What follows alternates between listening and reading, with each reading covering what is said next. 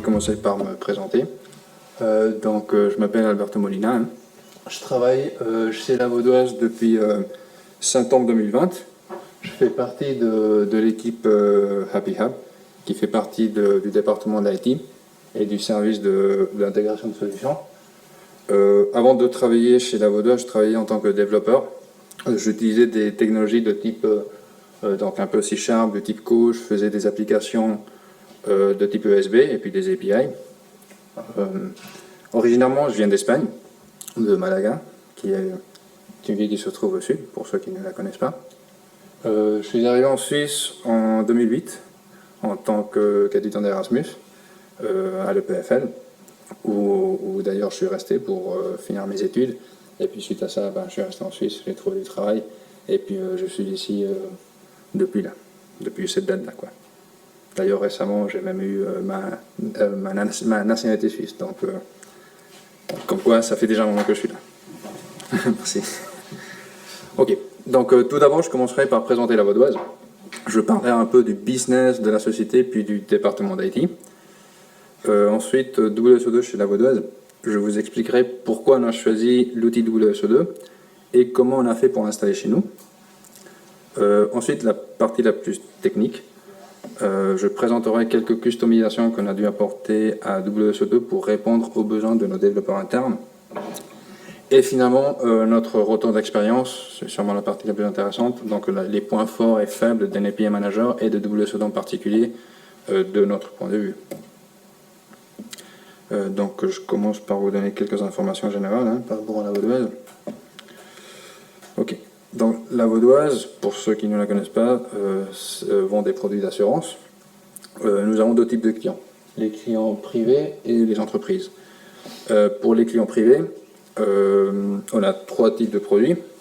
On a les assurances vie, donc tout ce qui est assurance décès, incapacité de gain, ainsi que prévoyance et retraite, donc le troisième pilier.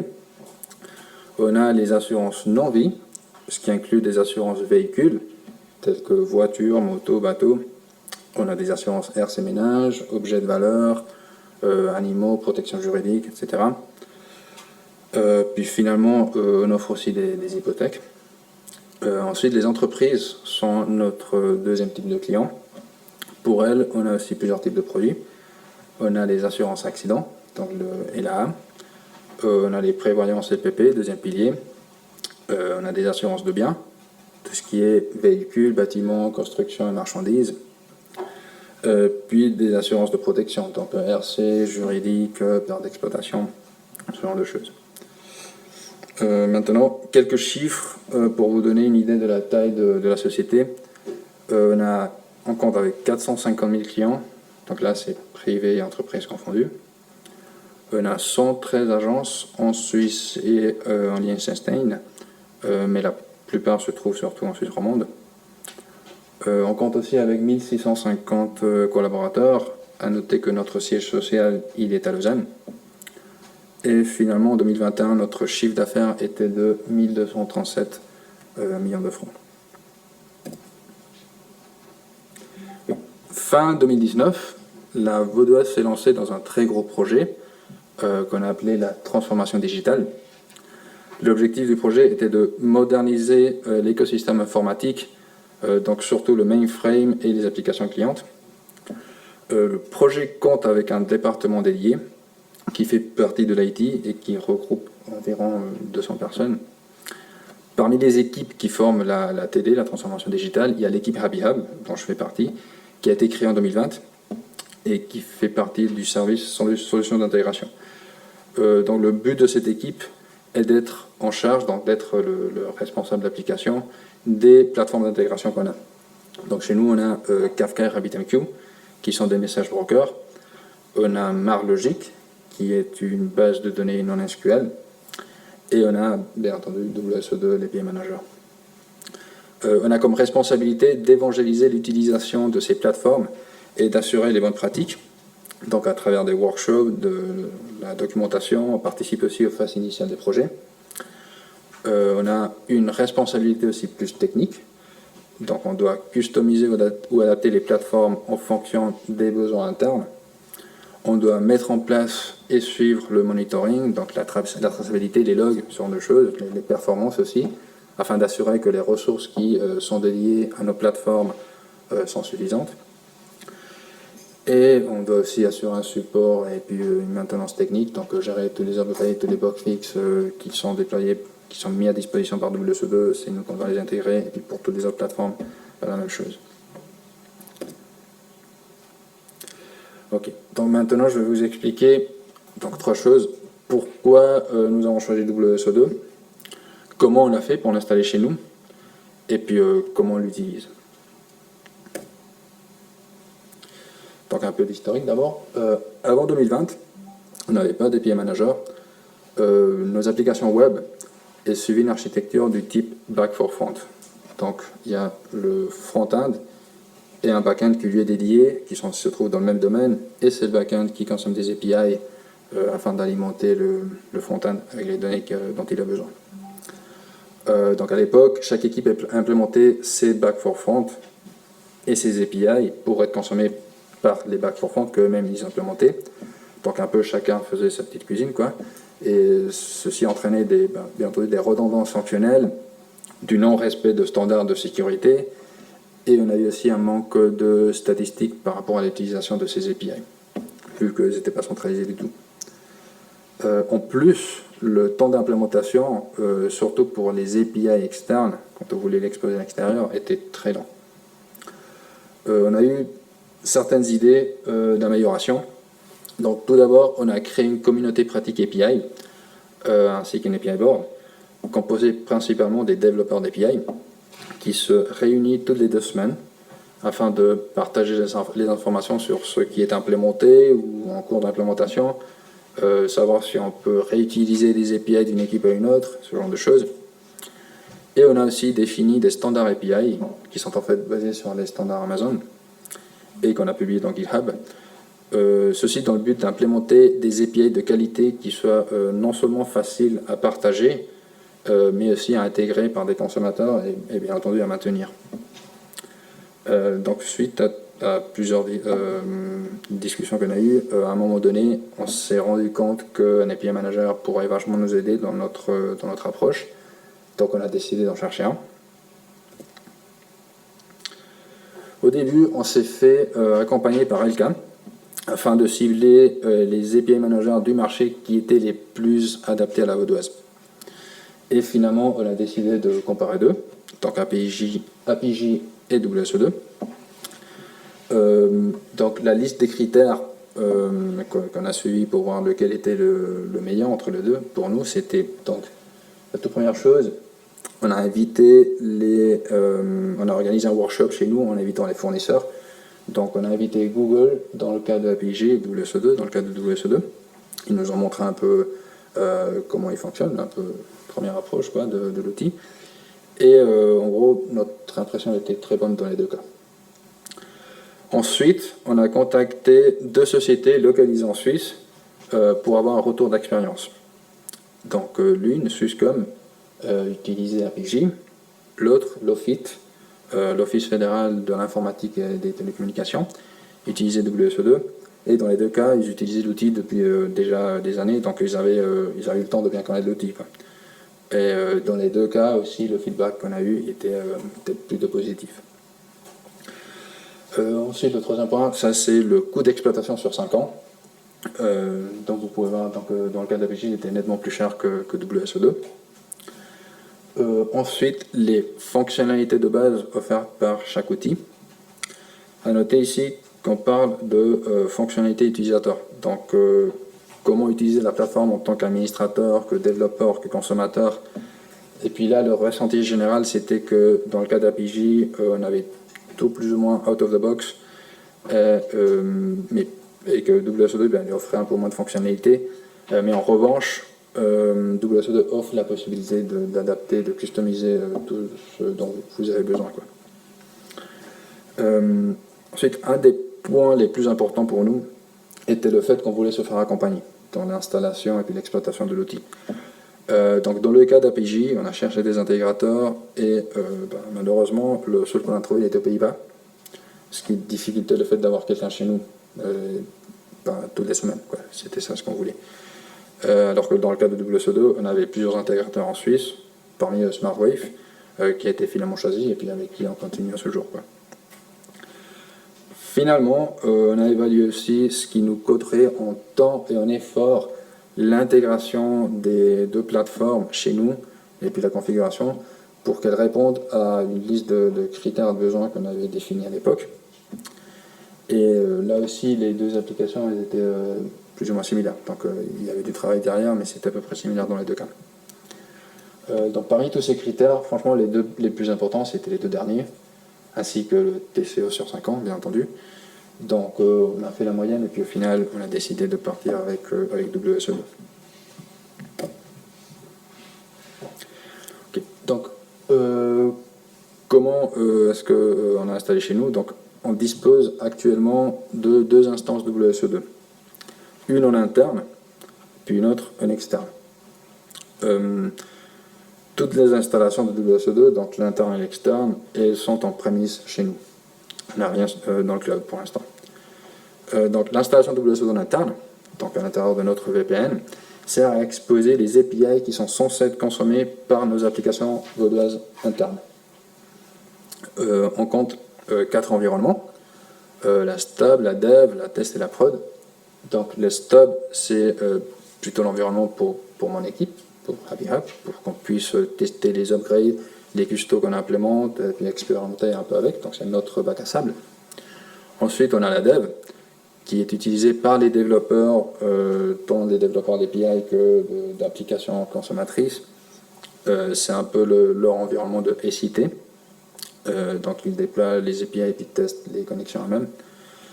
Ensuite, on a la test. Ça, c'est un environnement un peu plus officiel. Donc c'est un environnement utilisé par les devs et les métiers. C'est l'environnement UAT, quoi. Il est supposé être ISOPROD. Et puis là, on teste le back-end, le front-end. Ça, c'est plutôt les métiers qui lancent les tests là-dessus. Et puis finalement, on a la prod aussi. Donc tous nos environnements, c'est important, ça, ils sont en mode all-in-one. Ce qui veut dire que tous les produits WSO2, tous ceux qui sont listés là en bas, donc le publisher, le DevPortal, la gateway, le key manager, le traffic manager, ils sont tous installés dans la même machine. Le seul composant qu'on n'a pas, c'est Analytics, car en fait, toutes les informations relatives aux statistiques sont remontées du côté d'Elasticsearch. On centralise tout de ce côté-là. Non seulement les statistiques, mais aussi les logs, on les remonte tous dans Elasticsearch.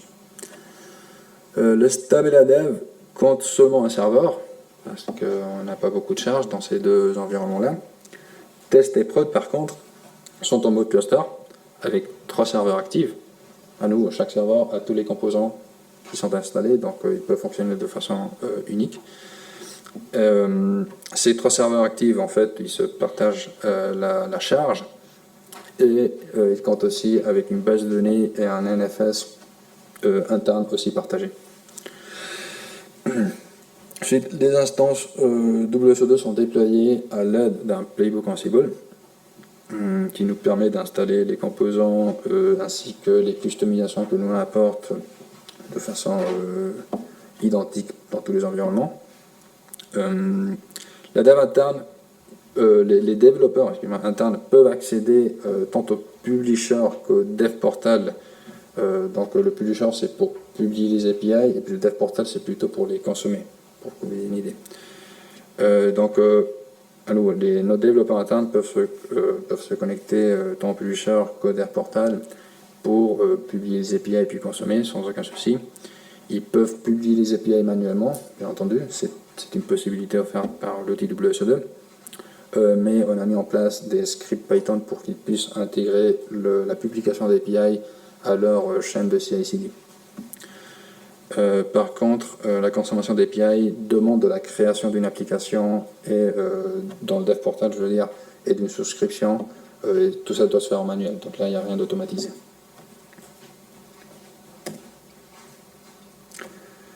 En interne, les applications qu'on a, donc nos web apps, maintenant ne suivent pas une architecture BFF. On essaye de partir plutôt, de laisser ça derrière et puis de partir du côté d'une architecture plus SPA.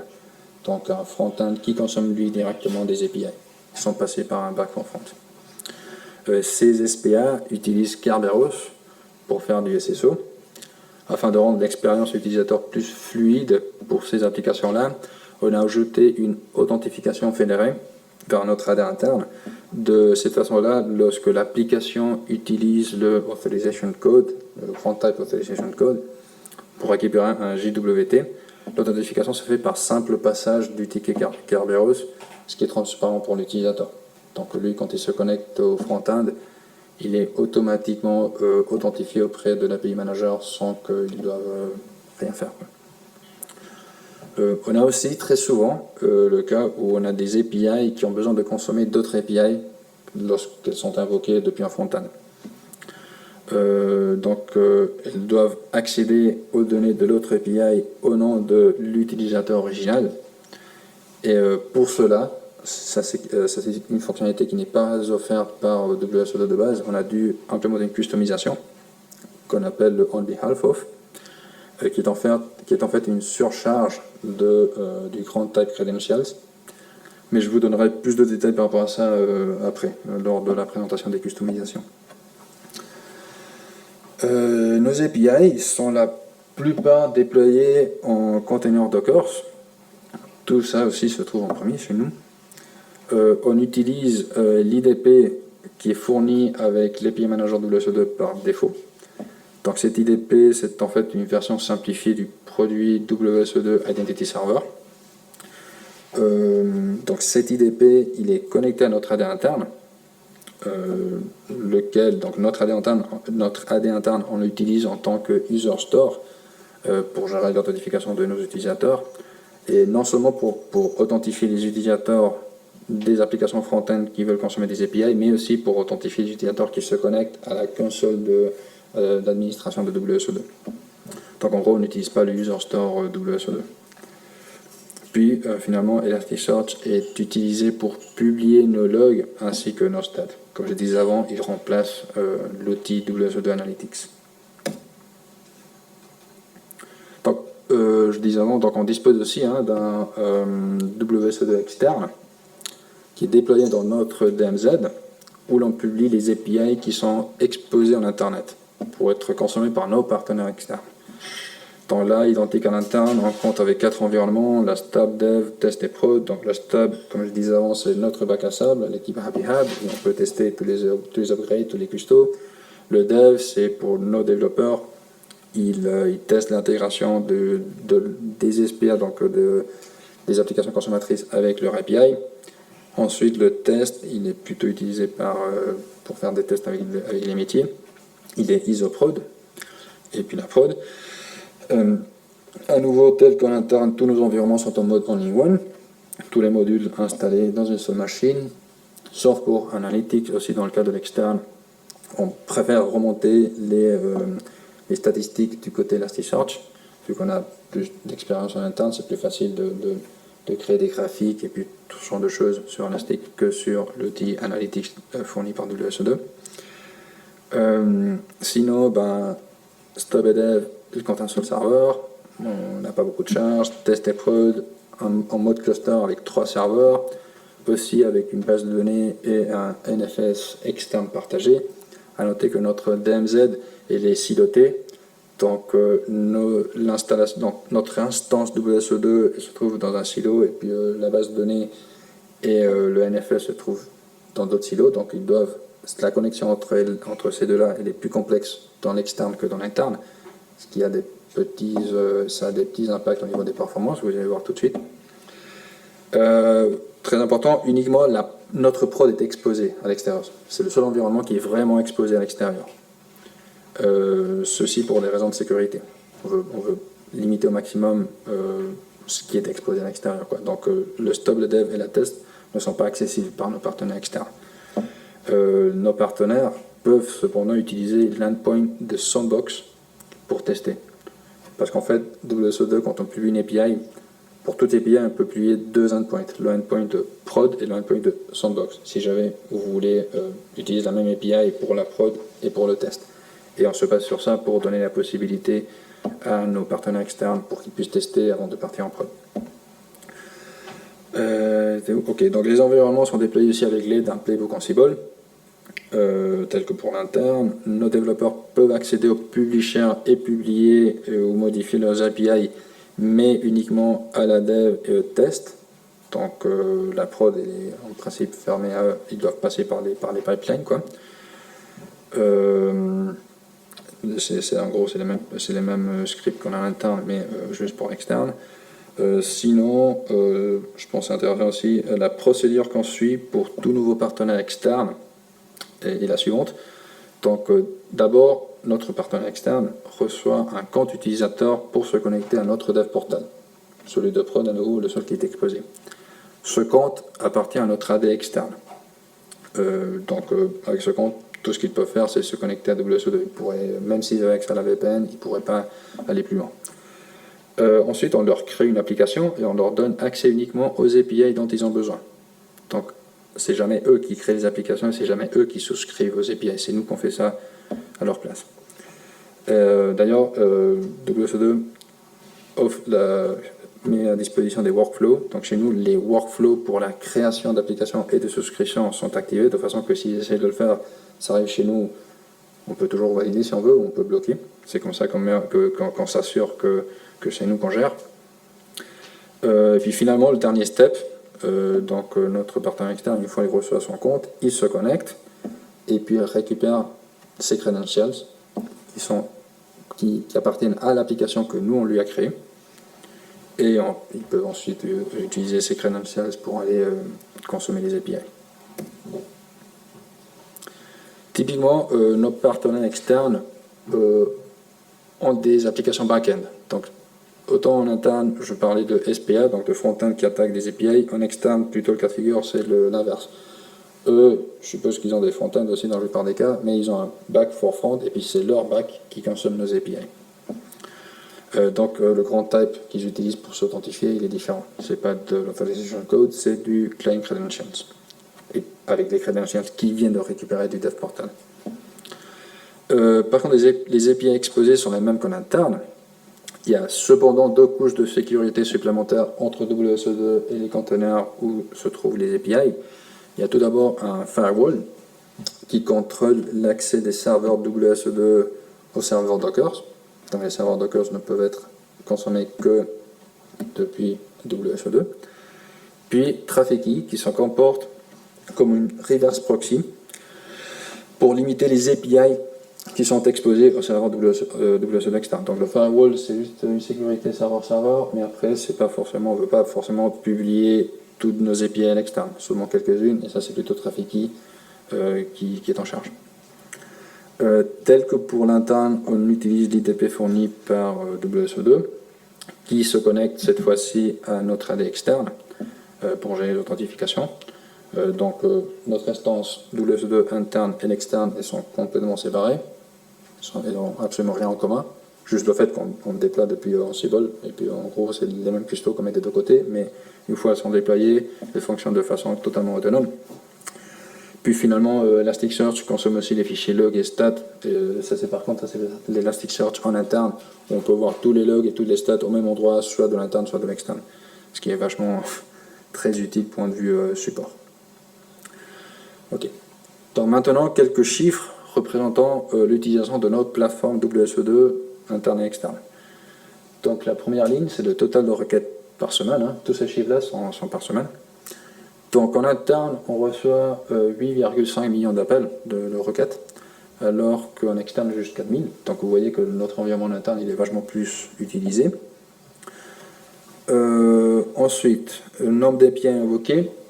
Donc ça c'est des chiffres d'il y a un mois quand j'ai fait ces slides. Donc là, ils ont pu changer un tout petit peu, mais en gros, ça reste pareil. Comme je disais, le nombre d'API, on a 15 en interne et 6 en externe. Cependant, les API ne sont pas sollicités toutes de la même façon. Donc en interne, on a 2 API, une qui reçoit 3 millions d'appels par semaine et puis l'autre 2,5 millions d'appels par semaine. Et puis en externe, une de nos API, elle reçoit 2000 appels par semaine, donc elle prend le 50% de la charge, quoi. Ensuite, la troisième ligne, c'est le nombre d'applications appelantes. Donc en interne, on a 14, et puis en externe, on en a 5. Cependant aussi, les applications ne consomment pas toutes la même chose. Donc en interne, il y a une application qui, à elle toute seule, elle fait 5,5 millions d'appels. C'est notre CRM interne qui est utilisé par des centaines de personnes. Donc forcément, il y a beaucoup de charges. Puis en externe, une application fait 2000 appels. Il s'agit du site animalia.ch, c'est un site externe qui offre des... donc eux, ils vendent des croquettes pour des chiens et des chats, et puis si vous avez une assurance animale chez la Vaudoise, bah, vous avez un rabais. Donc c'est ça, c'est comme ça qu'ils savent, en fait, qu'ils communiquent avec nous pour voir si vous avez l'assurance chez nous. Ensuite, la quatrième ligne, c'est la moyenne de requêtes par seconde. Donc en interne, vous pouvez même faire le calcul, hein. C'est 14 requêtes par seconde en moyenne, et en externe ça fait très peu, 0,007.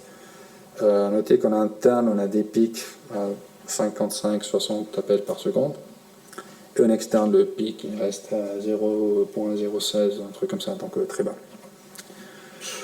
Puis finalement la dernière ligne, c'est le temps de réponse moyen par requête. À noter que là, uniquement, on tient compte juste du temps de traitement de WSO2. Pas le temps de réponse de l'API qui peut être beaucoup plus long. Donc là, en interne, on est à 6,6 millisecondes par appel. En externe, on est à 47. À nouveau, c'est notre architecture en externe dans la DMZ elle est plus complexe. Il y a beaucoup plus de couches de sécurité. Pour que WSO2 communique avec la base de données, il y a une perte de temps parce qu'il y a un contrôle de sécurité. Donc c'est ça ce qui explique un peu cette différence. Juste en interne, on a parfois des pics à 150 millisecondes, puis en externe, les pics sont parfois à 180 millisecondes.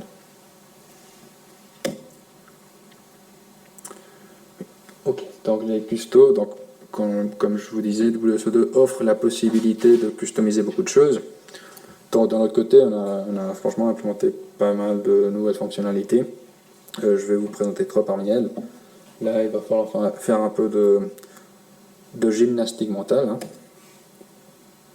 Donc la toute première, le on behalf of. Donc je vous explique d'abord le contexte du problème.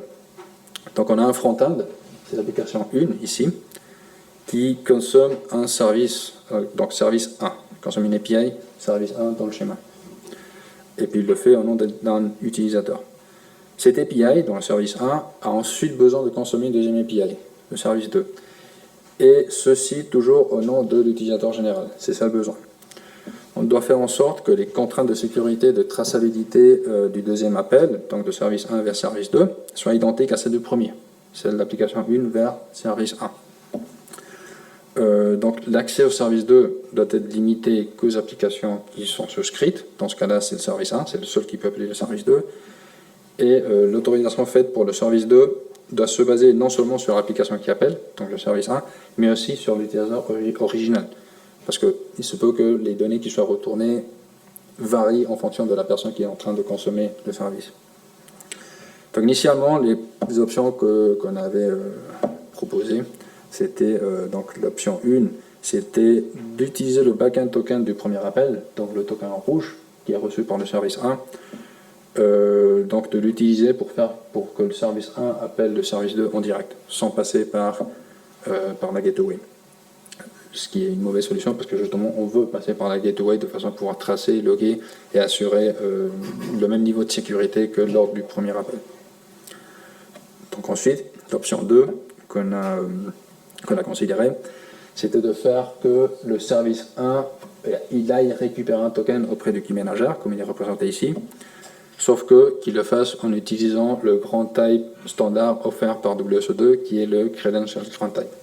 Le problème avec cette option, c'est que si on utilise ce grand type, service 1 va récupérer un token, donc le token vert qu'il récupère du key manager, il va le récupérer au nom de lui-même. Donc du coup, au moment où il va faire l'appel au service 2, on va perdre la référence à l'utilisateur d'origine. Donc avec du standard, on ne pouvait pas s'en sortir. Et la solution finale qu'on a implémentée, c'est celle qui est affichée ici, je vous la décris. C'est donc l'application appelante, l'application 1 récupère un token auprès du key manager, donc ça c'est du standard, c'est le token bleu, c'est un access token qu'il utilise ensuite pour consommer le service 1. C'est la flèche 2.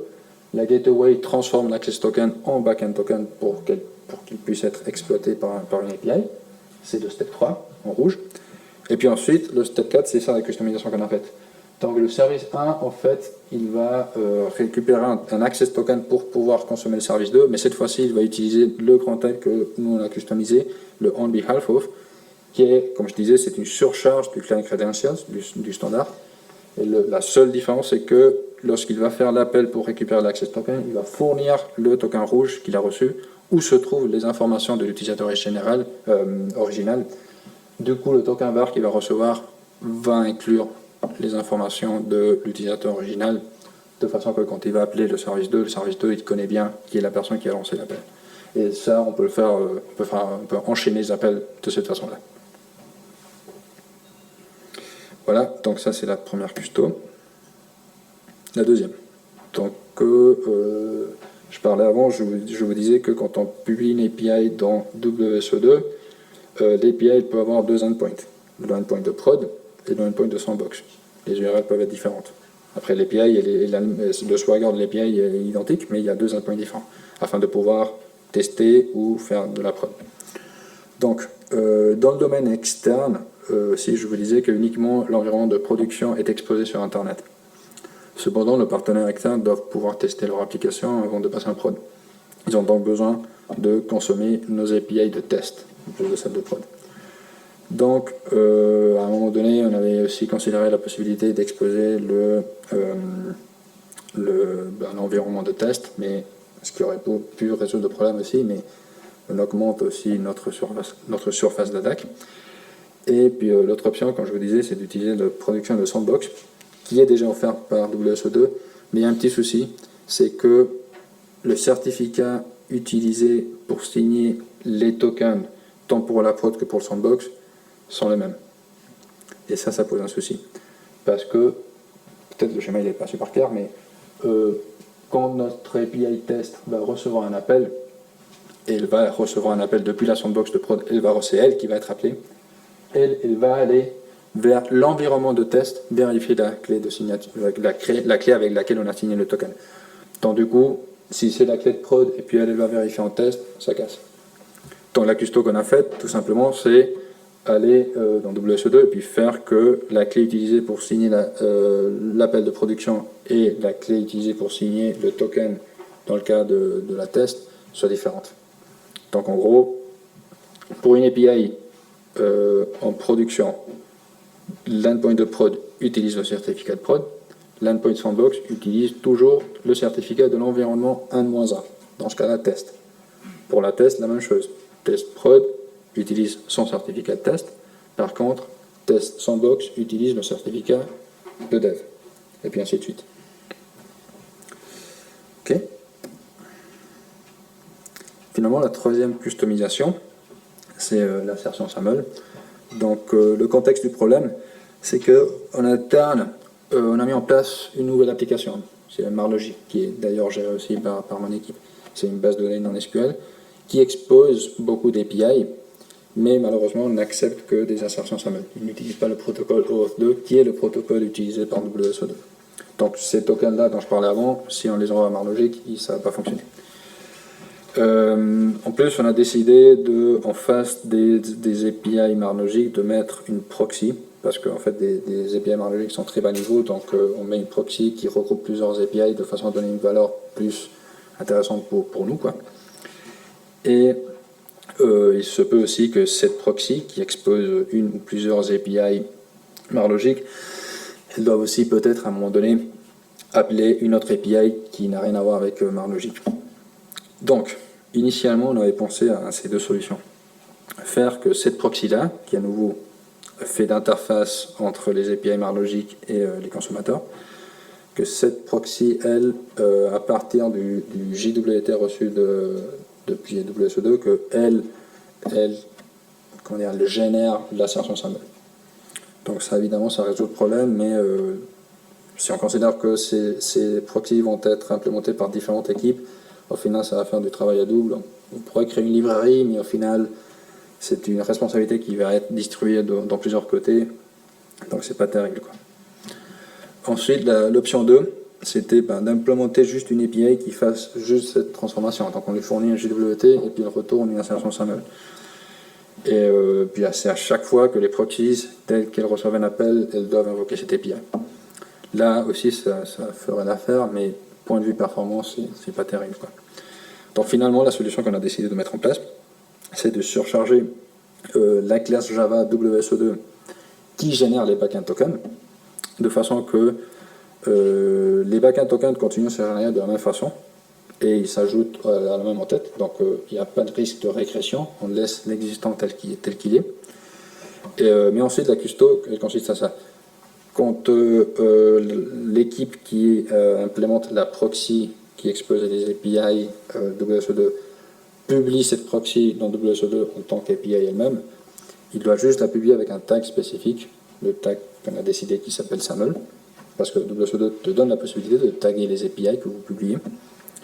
Et en fait, lorsque la custo qu'on a fait en place, elle détecte ce tag et fait que quand cette API reçoit un appel, non seulement il va fournir le JWT tel qu'il le fournit pour tous les autres API, mais en plus, il va fournir une insertion SAML, donc c'est WSO2 qui calcule, qui génère l'insertion SAML, et l'ajoute à une entête HTTP spécifique qui s'appelle X SAML insertion.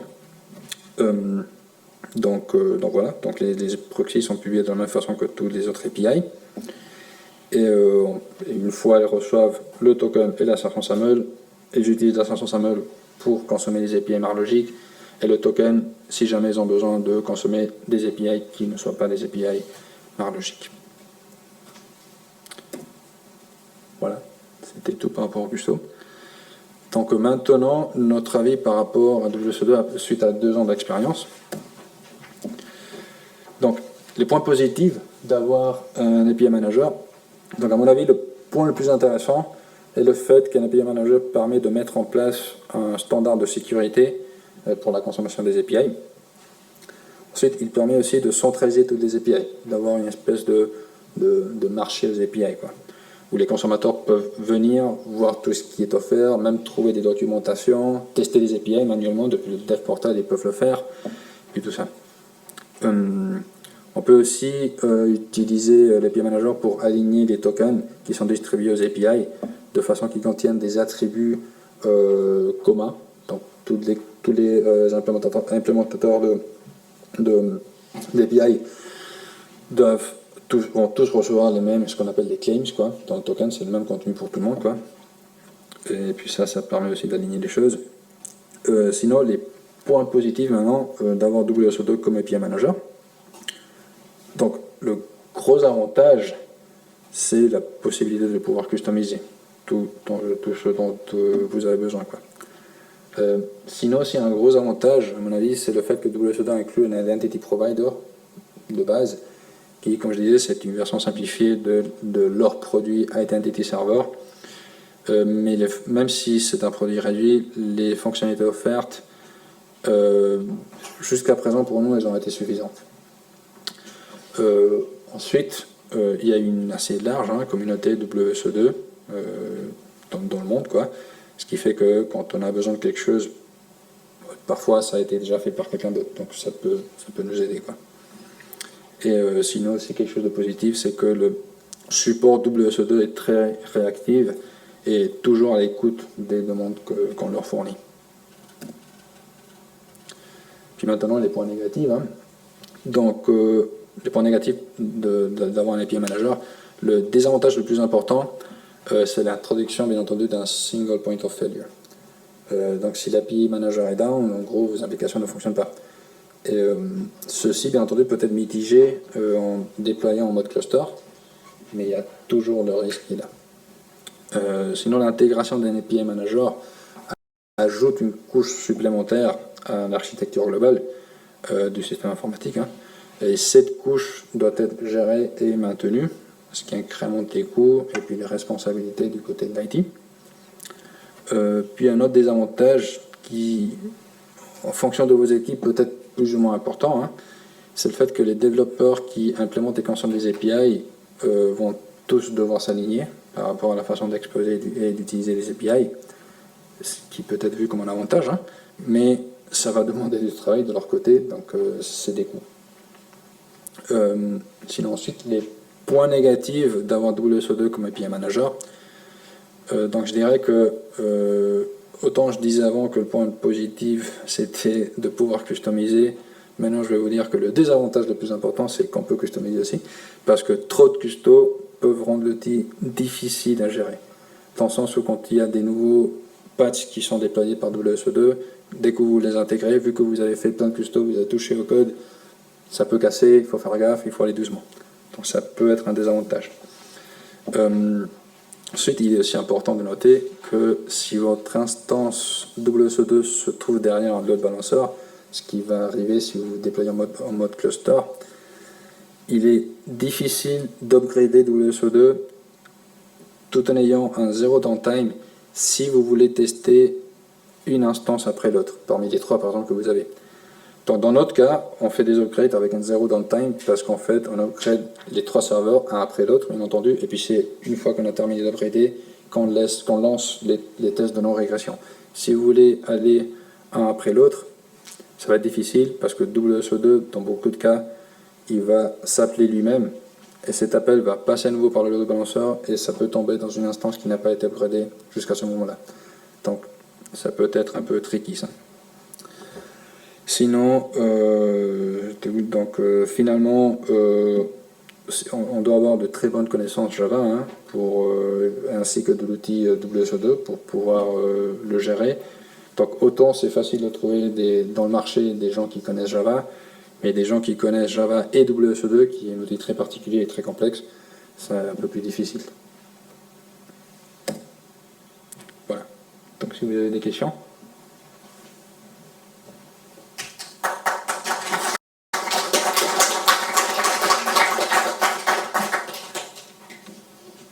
Oui.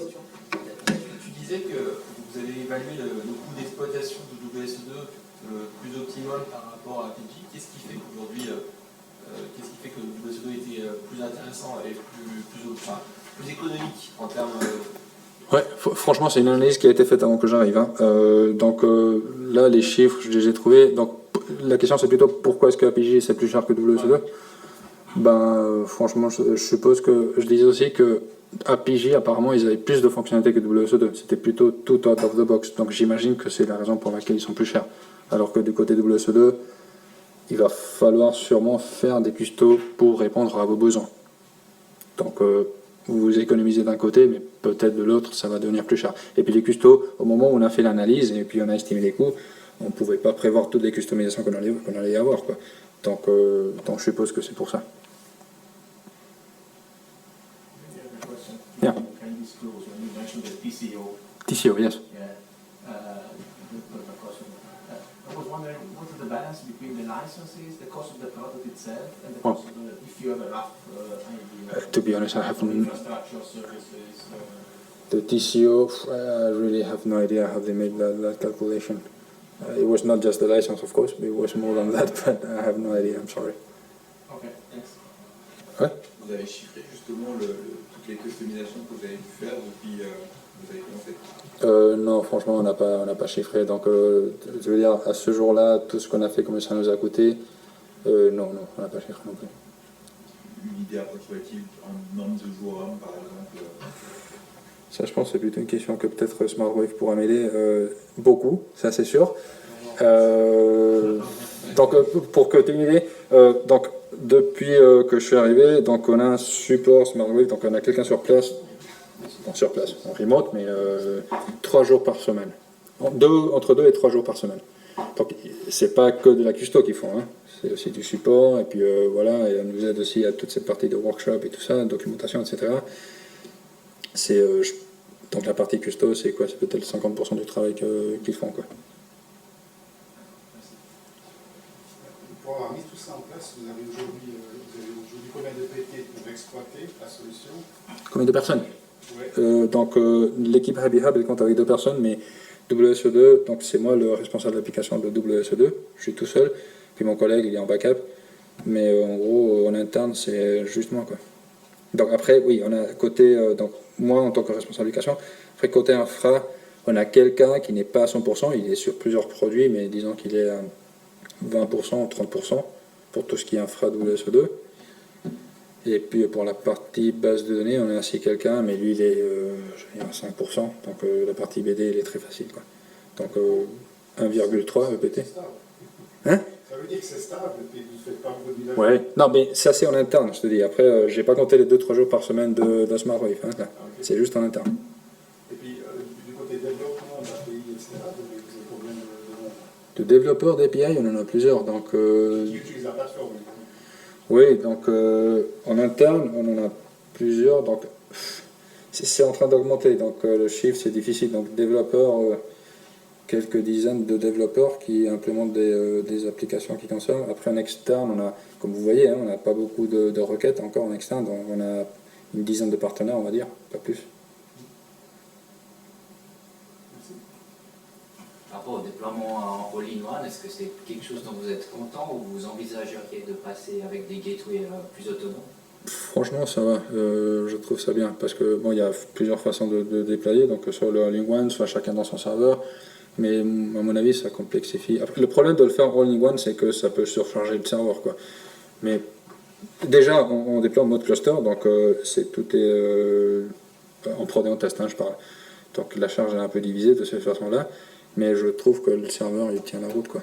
Donc ça va. Et puis ça simplifie aussi le travail de support, et puis de documentation, tout ça, c'est simplifié si tout est là, tout est à la même place, quoi. Sur la partie gouvernance, Oui. vous parliez tout à l'heure à la fois dans les pros et dans les cons de l'importance de l'alignement. Oui. Qu'est-ce que vous avez fait pour qu'il soit? L'alignement des API, des gens qui implémentent des API et des gens qui les consomment. Donc, tout au début de l'implémentation, vous vous souvenez, je parlais qu'on avait mis en place, avant d'avoir WSO2, une API board. Donc, où chaque 2 semaines, les développeurs se réunissent et puis ils disent voilà ce qu'on a fait, voilà ce qui est en cours par rapport aux API, hein, je veux dire. Et puis les développeurs qui implémentent des applications consommatrices, ben, ils voient un peu ce qui est fait. Donc ça, c'est toujours en place. Et ça aide un peu. Donc c'est pas seulement ça, c'est une façon de gouverner, je pourrais le dire, de faire les choses qui n'est pas lié à WSO2, mais ça nous aide vachement.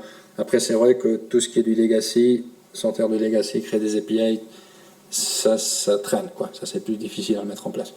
Mais il faut, à mon avis, il faut avoir une approche de ce genre, quoi, de faire ce genre de séance assez souvent, parce que ça donne de la visibilité, tout le monde est au courant de tout, et puis ça aide, quoi.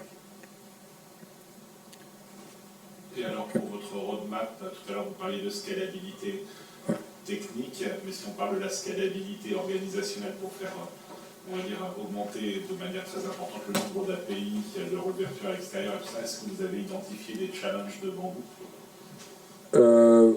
Ouais, des challenges. Donc, pour l'externe, les challenges qu'on a, ben, c'est tout le temps des challenges de sécurité, je dirais, parce que pour l'instant, le point de vue performance, tout, ça va, quoi, largement, on a encore les ressources. Après, tout ce qui est en externe, plus on a de partenaires externes, plus on aura de possibilités de se faire hacker. Juste le fait que, par exemple, ils doivent récupérer des credentials, eux, ils se connectent, ils les récupèrent et puis ils les intègrent à leur fichier de config pour leur truc.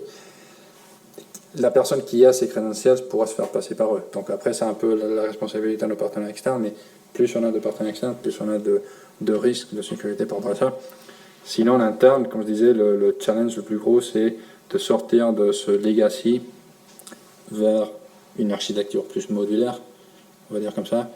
Et puis, on a aussi des petits challenges parfois, même des API qui existent, lesquels on doit publier dans WSO2, lesquels pas. C'est pas aussi simple que de dire on publie tout. On pourrait faire ça, mais après, il y a peut-être des API qui sont pas aussi intéressantes à publier ou pas dans WSO2. Donc là, il y a aussi pas mal de débats, quoi. Oui. Cette phase de transition que vous avez eue entre, on va dire, la mise en place de la gouvernance, l'API board au début, avec les redondances que vous aviez à droite, à gauche, et le fait de les ramener entièrement au niveau de WSO2, Ouais. vous êtes encore en cours? Oui.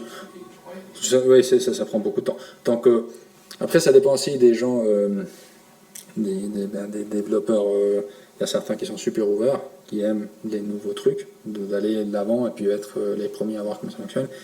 D'autres qui sont un peu plus réticents. Mais à nouveau, le fait d'avoir cet API board, et puis à ce moment-là annoncer qu'on aura un API manager qui fonctionne, on a organisé aussi pas mal de workshops, hein, et puis de présentations, on a fait beaucoup de docs, on a une wiki interne chez la Vaudoise où il y a, à mon avis, même beaucoup trop d'informations, quoi, on peut arriver à se perdre. Donc, et puis aussi, de notre côté, on est très disponible, les développeurs se feront accompagner tout au long de cette démarche. Mais elle est toujours en cours. Donc je disais qu'on a eu 8,5 millions d'appels en interne, parce qu'il y a le CRM, ça c'est aussi une bonne idée, je trouve.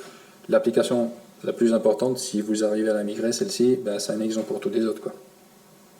Donc le fait de migrer le CRM qui fonctionne très bien, il y a des millions d'appels, ça passe. Les autres applications qui sont plus petites, ben, ils ont moins d'excuses pour ne pas vouloir passer. C'est pas qu'ils veulent pas, mais ça, je veux dire, ils ont plus de confiance, quoi. Juste une question pour Oui. les credentials que vous donnez à l'extérieur. Finalement, vous avez déjà mis en place une politique de sécurité avec un password change régulier. Ça, c'est un des trucs qu'on aurait pu faire depuis le début. Ça, oui, donc, donc les credentials ne changent jamais. C'est ça le problème.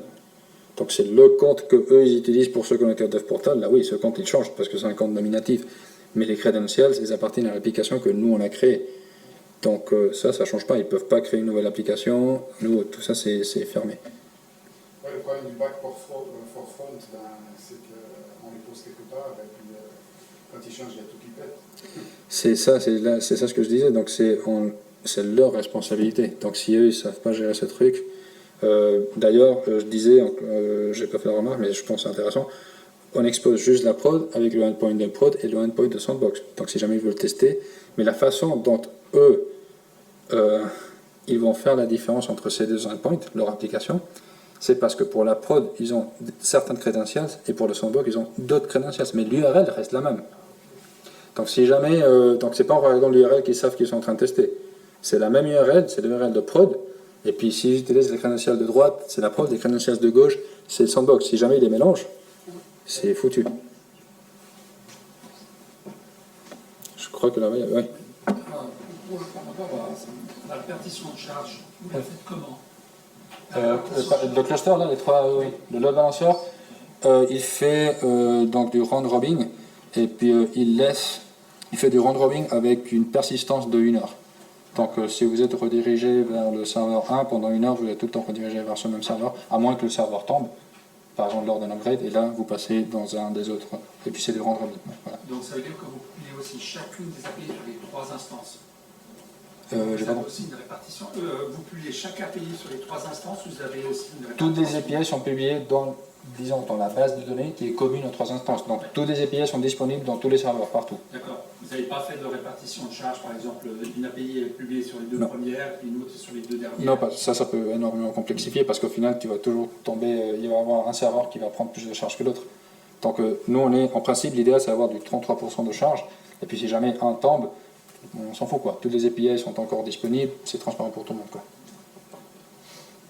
Et puis au niveau front, ce qui est externe, vous avez d'autres systèmes de protection devant, vous publiez directement l'API. Nos front-end, ils ont d'autres systèmes de protection, oui. Oui, donc vous avez vos API que vous publiez à l'extérieur. Oui. Pour le monde externe. Oui. Est-ce que vous les publiez directement ou vous avez une couche Oui. supplémentaire? Ok, donc notre stratégie de sécurité pour tout ce que publie à l'extérieur, en gros, elle se divise en 3. Donc tout d'abord, on expose, comme je disais, que l'environnement de prod. Donc déjà, surface d'attaque, voilà. On expose que les API qui sont vraiment intéressantes à des gens. Donc à nouveau, pas toutes les API qui existent en interne sont publiées, très peu. Et en plus, on joue aussi beaucoup avec la visibilité. Donc du fait qu'eux, ils ne peuvent pas créer des applications, ils ne peuvent pas souscrire à des API, c'est nous qu'on le fait. Si jamais on a un partenaire externe qui vient, la ville de Genève, elle a besoin de consommer l'API X, vous allez voir que l'API X. Même si on a 10, vous allez juste voir celle-là, parce que c'est la seule à laquelle on vous donne la visibilité, quoi. Donc déjà ça. Et puis même, on joue aussi avec un élément de WSO2 qui s'appelle l'API Product, que je trouve très intéressant. Donc en fait, vous publiez 10 API, et puis supposons que la ville de Genève, elle s'intéresse à certains endpoints d'une API et certains endpoints d'une autre API. Donc en principe, on pourrait vous donner de la visibilité sur les 2 API, mais là vous avez des endpoints qui ne vous intéressent pas, donc du coup ça nous plaît pas. On ne va pas créer une troisième API, on ne va pas développer quelque chose de nouveau. Donc l'outil WSO2 lui-même, il permet de créer de façon très simple ce qu'on appelle une API product qui va regrouper des endpoints de toutes les API que vous avez, faire un peu d'ici par là, et puis on vous donne une visibilité juste à l'API product. Donc pour vous, c'est comme si c'était une API avec 4 endpoints par exemple, mais en fait, il y a 2 endpoints qui appartiennent à une API et puis 2 qui appartiennent à une autre. Pour vous, c'est transparent, mais nous, on s'assure de réduire la visibilité au maximum. Donc ça, et puis aussi dans la stratégie de sécurité, on a bien sûr mis en place des limites par rapport au nombre d'appels que vous pouvez faire, non seulement par rapport à l'application, mais aussi niveau API, combien d'appels sont reçus, de façon à éviter des attaques DOS, quoi. Est-ce que pour certaines API, vous avez dû mettre du cache quelque part, par exemple, s'ils sont très demandés, et où les calculs sont, vous avez dit justement derrière, pour avoir la réponse, ouais. Ça peut être beaucoup plus long que les millisecondes que vous présentez. On peut le faire, mais on ne l'a pas fait. Donc il y a la possibilité, si je ne me trompe pas, dans l'outil WSO2, on peut le faire, mais non, on ne l'a pas fait. Pour l'instant, et puis surtout en externe, on a tellement peu d'appels que ça se passe oui, très non, bien. mais en externe, il n'y a rien, mais en interne... Ouais, en interne, par contre, le temps de réponse, il est assez vite. Par rapport à WSO2, c'est vrai qu'après, l'API peut prendre beaucoup plus de temps, ça oui, c'est dans tous les cas. C'était à ce niveau-là. Est-ce que ouais. vous avez eu des besoins de mettre en place du cache parce que ça prenait trop de temps, 10 secondes, 20 secondes, pour certaines requêtes qui se faisaient souvent? Pas pour l'instant. Pour l'instant, ça tient. Et je pense que tu voulais un depuis un moment. Oui. Une petite question. Juste pour savoir, en fait, la répartition entre les produits out of the box et ce qui était développé. En gros, dans les API, par rapport à ce qui est publié actuellement et le trafic, est-ce que ça tape plus dans des CRM, marques logiques, etc., des produits éditeurs, versus des API développés en interne par les développeurs Donc, ok, d'accord. Donc, par exemple, tu considères que les API Marlogic, c'est des vendeurs, je veux dire comme ça. Voilà. Mais même elles, puisqu'on met une proxy en face d'elles, et on publie que la proxy, donc ça nous fait du travail à nous. Mais en gros, jusqu'à présent, toutes les API qu'on a publiées dans WSO2, en interne, externe, elles ont toutes fait en interne, par des développeurs WordPress. Et puis, par rapport aux applications consommatrices, elles sont toutes aussi faites en interne. Mais vu qu'on est en plein projet de transformation digitale, on va sûrement changer notre mainframe, et ce mainframe qu'on va acheter et puis installer, lui, il va exposer en principe beaucoup d'API, et puis consommer aussi. Donc là, ça risque de changer un peu le ratio, quoi. Je propose de continuer parce que le temps passe. Désolé, Thomas. Ouais, on continue peut-être l'échange devant le café. En tout cas, merci beaucoup à vous. pour